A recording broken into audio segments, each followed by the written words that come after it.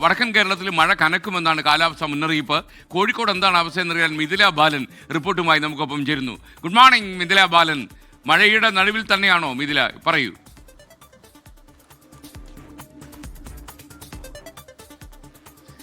Good morning S K. നല്ല മഴയാണ്.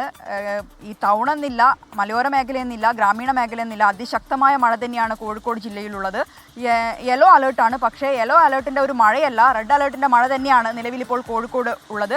ഞാനിപ്പോൾ ഉള്ളത് കോഴിക്കോട് നഗരത്തിൽ തന്നെയാണ്. ഒരു വെള്ളക്കെട്ടിൻ്റെ കാഴ്ചയാണ് ഇപ്പോൾ പ്രേക്ഷകർക്ക് കാണിക്കാനുള്ളത്. കോഴിക്കോട് നഗരത്തിൻ്റെ ഒത്ത നടുക്ക്, അതായത് SM സ്ട്രീറ്റിൻ്റെ നേരെ മുന്നിലുള്ള ഒരു കാഴ്ചയാണിത്. വലിയ രീതിയിലുള്ള ഒരു വെള്ളക്കെട്ട്, ചെറിയ മഴ പോലും ഇവിടെ വലിയ രീതിയിലുള്ള ഒരു വെള്ളക്കെട്ട് ഉണ്ടാക്കുന്നതാണ്.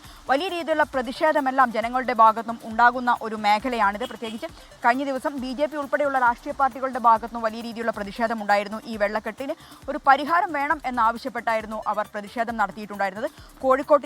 കോഴിക്കോട്ടെ മറ്റ് സാഹചര്യം ഇന്ന് നോക്കുകയാണെങ്കിൽ യെല്ലോ, ഞാൻ നേരത്തെ സൂചിപ്പിച്ചതുപോലെ തന്നെ മഞ്ഞ അലേർട്ടാണ്, പക്ഷേ റെഡ് അലേർട്ടിന് സമാനമായ മഴയാണ് മലയോര മേഖലകളിലെല്ലാം തന്നെ ഇപ്പോൾ ഉള്ളത്. മറ്റൊന്ന്, കഴിഞ്ഞ ദിവസം ചെറുപുഴയിൽ കാണാതായ വയോധികൻ മാധവൻ നായരെ ഇതുവരെ കണ്ടെത്താൻ കഴിഞ്ഞിട്ടില്ല. അല്പസമയത്തിനകം അതുമായി ബന്ധപ്പെട്ട തിരച്ചിൽ ഈ ചെറുപുഴയിൽ ആരംഭിക്കും എന്നാണ് നമുക്ക് ഫയർഫോഴ്സിൽ നിന്നും അറിയാൻ കഴിഞ്ഞിട്ടുള്ളത്.